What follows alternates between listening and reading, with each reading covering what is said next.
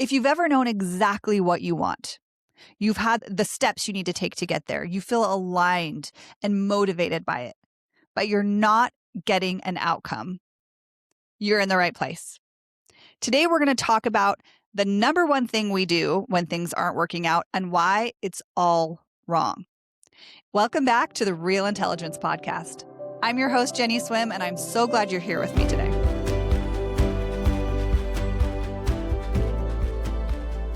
If we aren't getting the change we want, no matter what we do, it's typically not a discipline issue. It's not an effort issue. It's not a clarity issue. It's not a laziness issue. It's a capacity issue. And if you try to change without having the capacity for that change, it will fail every time or be unsustainable. Today, you're going to leave with one question that's going to help you orient back to whether change is actually available to you right now. For most people, the number one thing we do when our goal is just not working out, we're not losing that weight, we're not getting the new client, we're not getting the new job, we tend to try harder, to be more consistent, to optimize our habits, to get an accountability partner, to fix our mindset. It turns out that no matter what we try to do there, it's still not working. Why? Because change requires a surplus in our system, and most high-functioning people are already operating at their threshold. So if I'm trying to introduce something new into that system, and my nervous system decides we don't have room for that, it's already decided for me what's possible before I've even tried to give my goals a vote. There's no room for that new thing. Here's the number one diagnostic question you might want to ask yourself. Do I feel rushed or resourced right now? For clarity, let's define this just a little bit. Rushed is a state of really being tight, driven, braced, urgent, internally pressured. It typically looks like a reactive response to something that's happening around us. Our words might sound like, I have to do this, I have to do that. It's almost a feeling like we're being acted upon, that we don't have choice in the matter. It might look like a clenched jaw. It might look like tight shoulders, digestive issues. Your body, you might notice that your posture is either slouched or is tipping forward a little bit. You're not centered in your spine. You're just kind of tipped forward because you always have to be in motion. It looks like feeling uncomfortable if you have to sit still for long. There might be other reasons for why it's uncomfortable to sit still, but this has that feeling of I have to be in constant motion. That's a rushed stance. Resourced is steady. It's flexible. It's able to pause. It's able to think. It usually shows up as a response to a situation. Like, let me think about that. Is that a good next step for me? Do I want to add that to my calendar? I can choose whether I do that or not, versus feeling like I have to do that thing. In our bodies, it looks like posture that is centered over our hips, that our shoulders and hips are in alignment, that we're supported from underneath, that our spine can be straight and tall.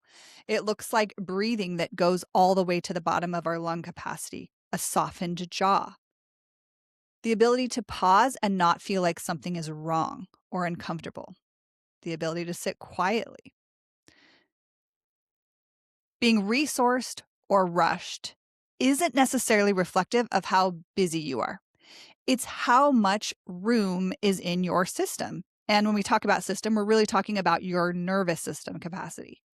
How much room is in that system?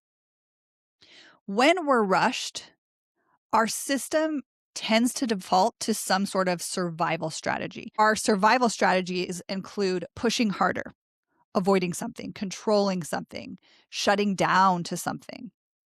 So we tend to notice somatically in our body that we tighten. Everything tightens and locks down because we're in a protective state.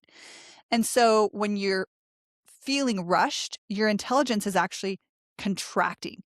You're narrowing it in to protect yourself. And there's good reason for this. The body is getting some sort of signal that there's risk or there's danger. There's maybe risk to your identity. There's maybe a perceived risk to um, your reputation or to an outcome or to a relationship or a financial risk. When your system feels rushed and you're in that constant reactive state, we don't know what's coming next. We've got to be ready. We got to be protected.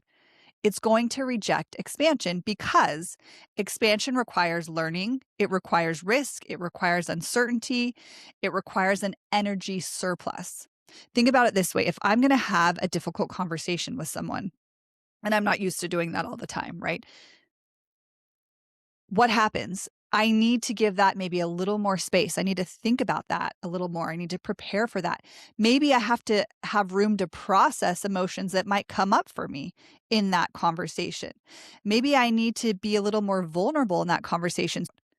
If I don't have room for that, then I'm going to revert to old ways. I'm not going to be able to do that differently. I will always fall back into the patterns that already exist because that's the way for my body to have the least amount of energy expenditure. Again, doing something new and different requires a surplus, and you can't build something new from a braced state. So when we're resourced, again, this is the opposite. We're responding to something versus reacting. When we're resourced, we tend to be able to pause, to consider alternatives. We can tolerate a little more discomfort. We can experiment. And what this means for us is we get to be a little more expansive. We feel this in our body. Our shoulders relax. We actually take up more space around us. We're open. We're expanding. We have more room to gather the intelligence that allows us to make that change, to consider a new strategy, to make a great decision. Regulation doesn't necessarily mean calm. It means capacity. And this is important to understand. I still might have various emotions at play, but I'm able to hold them, to process them, and to be able to make a choice through them versus reacting. If rushed and resourced exist and we're not sure where might I be right now, notice your body. Are you clenched? Are you tight? Are you coming in on yourself? Do you regularly feel rushed? So what might we do? When we come up to those places where we're noticing we're stuck or we're not getting the changes we want, despite all the clarity we have, all the skills we have, all the support and accountability we have, instead of asking, what's wrong with me? Or how can I work harder? We could ask, what would increase my sense of resource by 5%? Not 50%, not overhaul the entire system. What can I do to just increase it a little bit? A little while ago, I worked with a senior leader at a major company. They were very clear on what needed to be done and even how to get there, but they continued to fall short on their outcomes. So we talked, we worked together. We ended up implementing these micro mindfulness moments. They were the tiniest little change to this client's day. What happened was actually quite spectacular to me. This client could measure based on their workload what their productivity was, what they were able to accomplish. Just introducing these tiny little resource moments, this client increased their productivity by 30%. To me, to that client, this was huge. This was really a big shift and change. And again, they already were clear on what they wanted to change. They already knew how to go about that change, but they just couldn't get the outcome. Once we really focused on resourcing their system with these tiny, tiny little breaks, everything else came.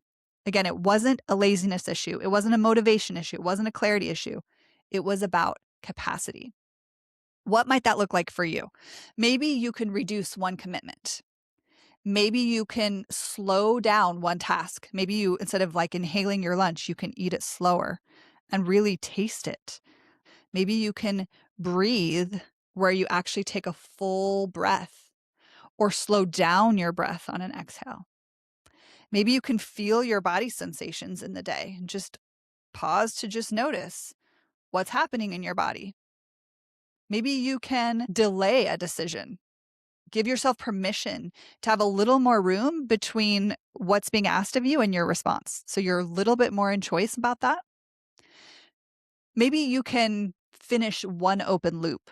If you have a task list of things to get done, maybe there's something that's been taking up some brain space for you that you can check off that list.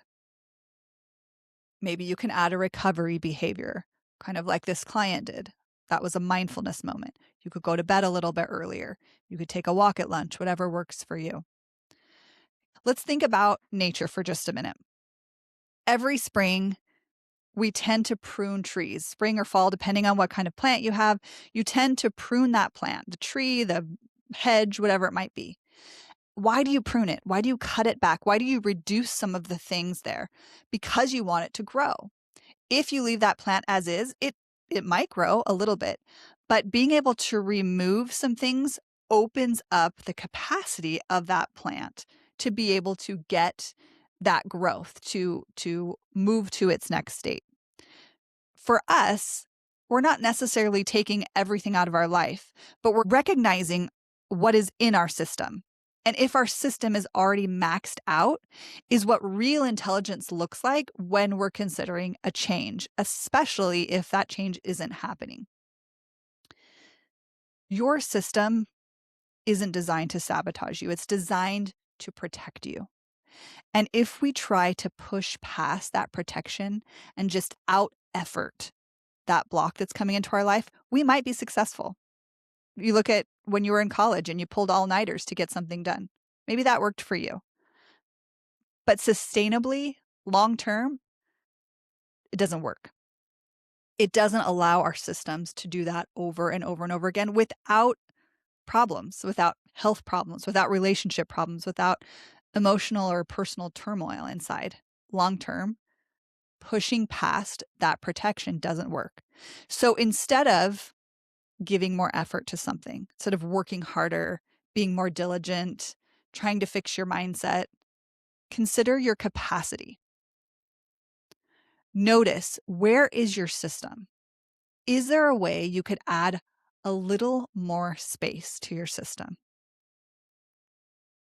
Next time you feel stuck, don't double down on effort. Check in with your capacity. Real intelligence isn't pushing harder. It's working with your capacity. When we do that, we tend to get better outcomes. We tend to enjoy the journey a little bit more. And we tend to actually have more momentum and go farther and faster than we can when we just push harder, try more, and double down on our effort. If this episode reframed something for you, I'd invite you to share it with someone who's trying to out-discipline a depleted system. Thanks for joining me today.